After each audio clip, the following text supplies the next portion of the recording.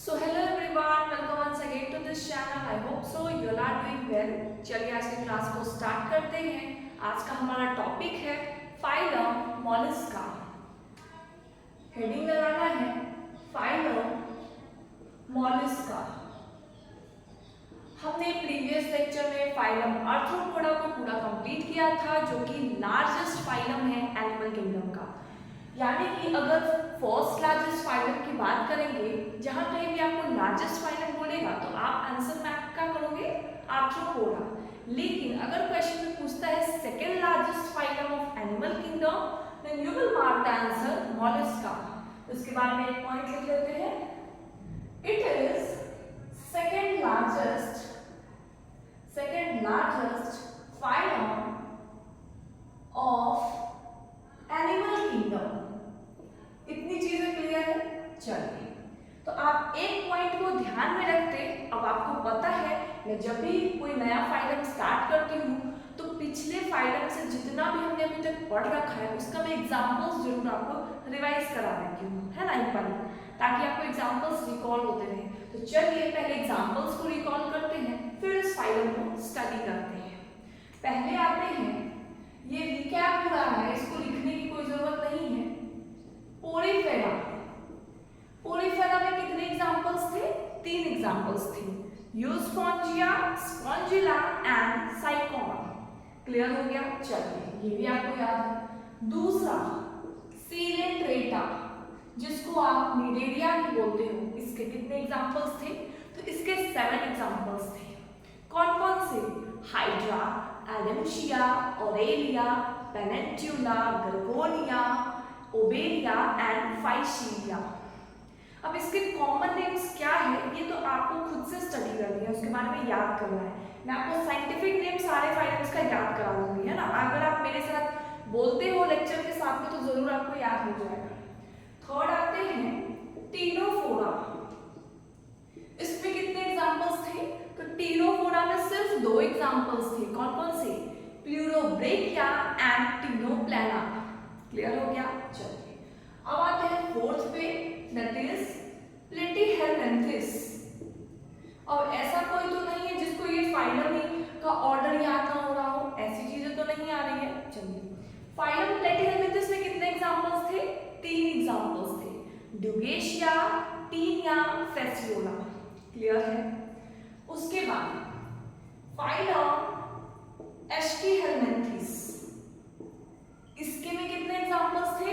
सिर्फ 3 एग्जांपल्स थे, Ascaris, ब्यूचेरिया and एनक्लाइस्टोमा। Clear है? अब किसको फ्लैट वर्म बोलते हैं, किसको राउंड वर्म बोलते हैं, ये आपको अंडरस्टूड है ना। अब आते हैं 6th one, that is Annelida. इसके कितने एग्जांपल्स थे? इसके भी 3 एग्जांपल्स थे, फेरिटिमा, नेरिस एंड हिरिनोडेरिया। 3 एग्जांपल्स थे। क्लियर है आपको? चलिए, 7th में हमने पढ़ा आर्थ्रोपोडा। आर्थ्रोपोडा के कितने एग्जांपल्स थे? तो आर्थ्रोपोडा के एग्जांपल्स तो मैंने खूब सारे बताए थे, एडिस मॉस्किटो, एनाफिलीज मॉस्किटो, लिम्यूल्स, उसके बाद गैलरेगियस पेस्ट जिसका क्यूलेक्स नाम था, उसके बाद बॉम्बैक्स जिसको आप यूजेस के साथ मैंने आपको बताया था, एपीस, बॉम्बैक्स। क्लियर? तो इतनी चीजें क्लियर है। तो मैंने आपको सारा कुछ एग्जांपल एक बार रिकॉल करा दिया।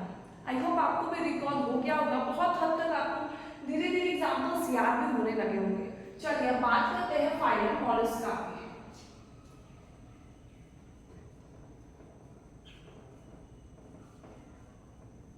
अब जैसा कि सारे फाइलम्स को हम लोग जिस ऑर्डर में पढ़ते आ रहे हैं उसी ऑर्डर में इसको भी कंप्लीट करेंगे।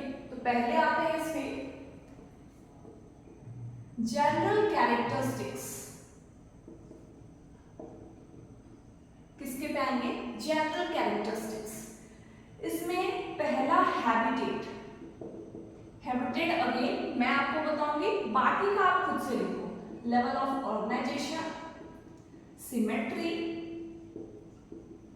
germ layers, body plan, segmentation, notochord,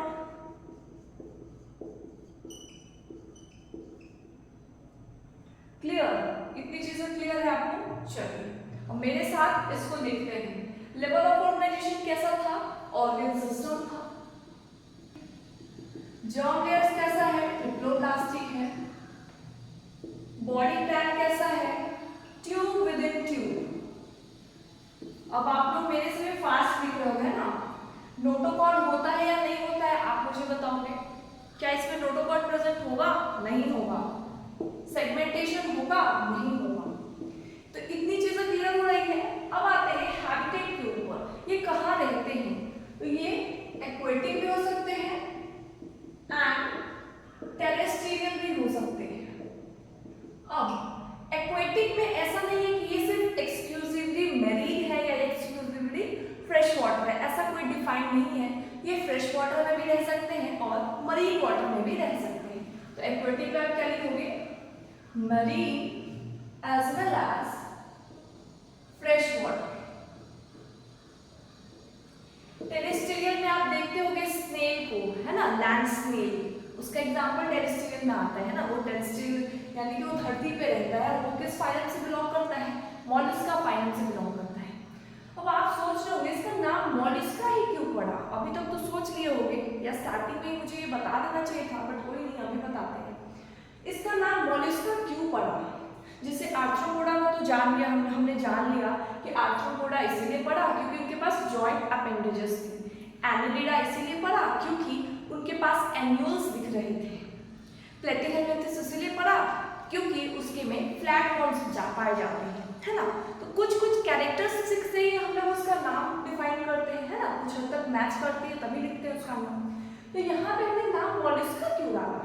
तो इसके पीछे ये है कि मॉलस्का मतलब होता है सॉफ्ट बॉडीड एनिमल्स, मॉलस्कस, है ना। उसको क्या बोलोगे आप? जो भी सॉफ्ट बॉडीड एनिमल्स है वो इस फाइलम में रखे हैं। इनके बहुत कैरेक्टरिस्टिक्स को स्टडी करी गई और कुछ हद तक अगर मिलते जुलते हैं, सारे कैरेक्टरिस्टिक्स को ये फॉलो करते हैं, फिजियोलॉजी को फॉलो करते हैं, तो इसके अंदर मॉलस्का के अंदर ऑर्गेनिजम्स को डाला जाता है। तो मॉलस्का का मतलब यहाँ लिख लोगे soft bodied animals. I hope so यहाँ तक आपको कोई भी चीज डाउट नहीं हुई होगी, सब कुछ क्लियर है। अब हम लोग यहाँ तक पढ़ लिए, उसके बाद एक डायग्राम बनाएंगे छोटा सा, उसमें आपको मैं कुछ चीजें आपको समझाने की कोशिश करूंगी। फिर आते हैं फिजियोलॉजी के ऊपर। क्लियर? आई होप सो आपने इसको लिख लिया है। चलिए अब डायग्राम बनाने से पहले इसके फिजियोलॉजी कैरेक्टर्स को स्टडी करते हैं, है ना। इनका डाइजेस्टिव सिस्टम कैसा है, एक्सक्रीटरी सिस्टम कैसा है, उसके बारे में बात करते हैं। फिर लास्ट में एग्जांपल्स बताने से पहले मैं आपको एक डायग्राम के थ्रू कुछ चीज़ें और मेंशन करा दूंगी, वो भी बहुत ज़्यादा इंपॉर्टेंट है। उनके बॉडी फॉर्म्स की बात करेंगे कि इनके भी बॉडी फॉर्म्स 3 पार्ट में डिविजिबल है और बहुत सारे डायग्राम्स के अंदर आपको कंसेप्ट सीखने को मिलेगा। मेंटल कैविटी क्या है, विसरल हम्प क्या है, ये सारी चीज़ें। जैसे आर्थ्रोपोडा में मैंने आपको बताया था, इनका जो बॉडी होता है वो 3 पार्ट्स में बटा होता है, हेड, थोरैक्स एंड एब्डोमेन। याद आ रहा है? रिलेट करूँगा ना। तो वैसे ही इसमें भी एक डायग्राम बनाऊंगी और सब कुछ अच्छे से आपको समझाएंगे। क्लियर? बस आपको अच्छे से सुनना है।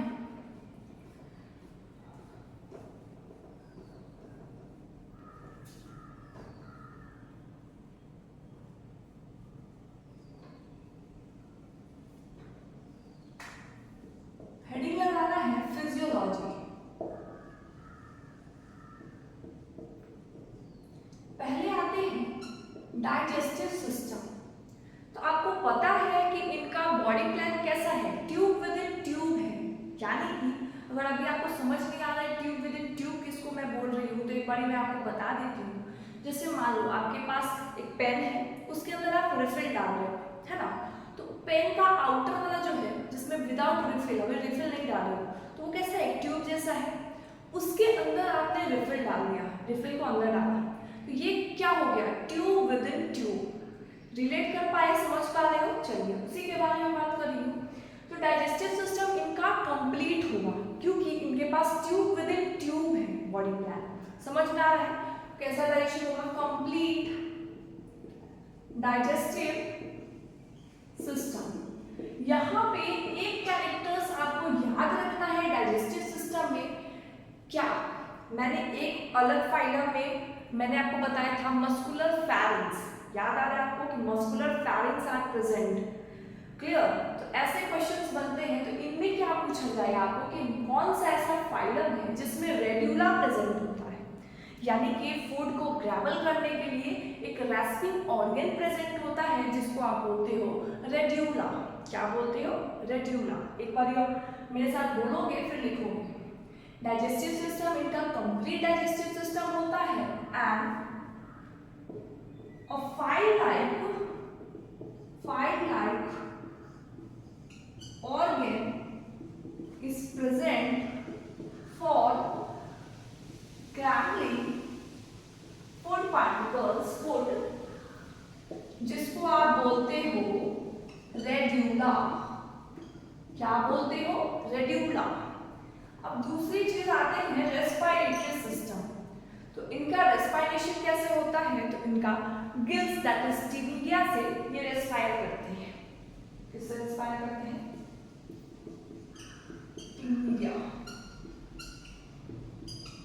अब आते हैं एक्सक्रीटरी सिस्टम। ये भी टिबिया के थ्रू हो जाता है। Circulatory system. अब आपको सर्कुलेटरी सिस्टम में एक चीज आपको याद होगा, बेसिस ऑफ क्लासिफिकेशन में मैंने ही आपको पढ़ाया है। सर्कुलेटरी सिस्टम के टॉपिक में हेन एक्ट। क्या है? हेन एक्ट। तो यहाँ पे जो एन था ये किसको डिनोट कर रहा था? Non cephalopod Mollusca. इसमें कैसा सर्कुलेटरी सिस्टम पाया जा रहा था? तो ओपन सर्कुलेटरी सिस्टम पाया जा रहा था। तो इनके पास जो सर्कुलेटरी सिस्टम है ये ओपन भी हो सकता है, क्लोज भी हो सकता है। ये डिपेंड करता है कि वो जो मोलस्कस है वो नॉन सिफेलोपोड्स है या सिफेलोपोड्स है। क्लियर हो रहा है? अभी चीजें थोड़ी थोड़ी क्लियर होगी, अभी आपको और क्लियर हो जाएगा। सर्कुलेटरी सिस्टम की बात कर रही हूं मैं, तो इसमें आता है दो टाइप से। एक आता है ओपन सर्कुलेटरी सिस्टम,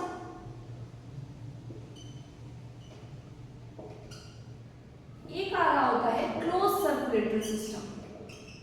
समझ में आ रहा है? अब देखो ओपन सर्कुलेटरी सिस्टम तो मैंने आपको यहीं पे पढ़ाया था कि हेन एक्ट में एन वाला जो पोर्शन है जो कि नॉन सिफेलोपोड है, ये क्या होता है?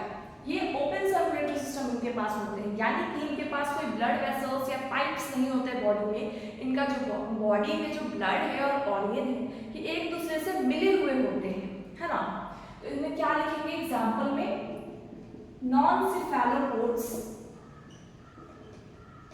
मॉलस्का।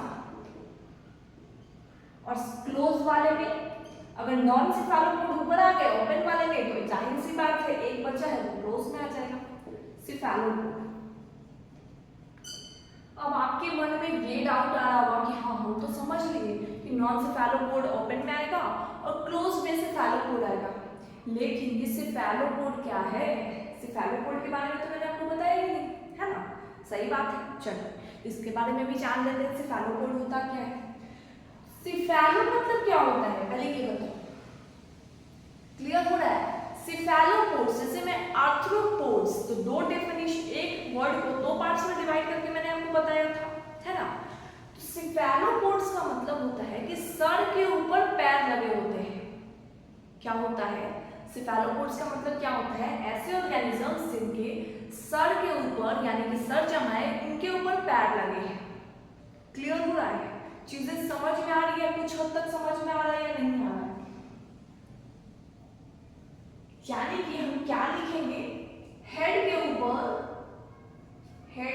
ऊपर पैर लगे हैं। ये आपको समझाने के लिए मैं आपको ये ऐसा बता रही हूँ, है ना? कि बाद में अगर आपको कंफ्यूजन आ रहा है कि सिफेलोपोड क्या था, हम तो जान गए कि non cephalopod open circulatory system में जाएंगे, सिफेलोपोड क्लोज में जाएंगे, लेकिन हमें तो सिफेलोपोड का मतलब ही नहीं पता, इसलिए मैंने आपको ये चीजें एड्रेस करी है। क्लियर हो गया यहाँ तक? अब आते हैं रिप्रोडक्शन पे। ये कैसे ऑर्गेनिज्म होते हैं? तो ये यूनिसेक्सुअल होते हैं। अब मान लो मैंने बोला यूनिसेक्सुअल, तो इसका मतलब क्या हुआ? मोनोशियस हुआ कि डायोशियस हुआ? यूनिसेक्सुअल हमेशा डायोशियस होंगे। कैसे होंगे? डायोशियस। ये मैं कई बार आपको बता चुकी हूँ, आज भी मैं आपको बता दूँ। रिप्रोडक्शन कैसा है? Unisexual and dioecious. इतनी चीजें क्लियर हो रही है। चलिए अब आते हैं डेवलपमेंट।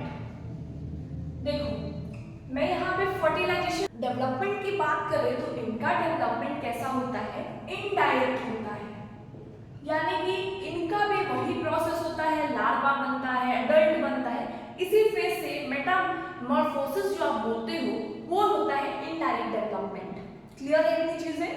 तो हमने digestive system, respiratory system, circulatory system, excretory system and reproduction development सब कुछ कंप्लीट कर लिया।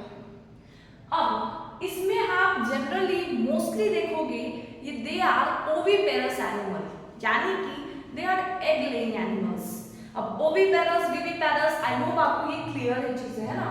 तो क्या लिखोगे यहाँ पे, आप लिखोगे they are mostly oviparous animal, यानी कि they are egg laying animals mostly. Clear? तो हमारा मॉलिस्का फाइलम का अब क्या बचता है, सिर्फ एक छोटा सा डायग्राम बचता है, उसके बाद में बहुत चीजें लिखनी है उस छोटे से डायग्राम में, और लास्टली एग्जांपल्स बचता है। तो फटाफट आप इसको नोट डाउन करिए, फिर आते हैं डायग्राम पे और एग्जांपल्स पे।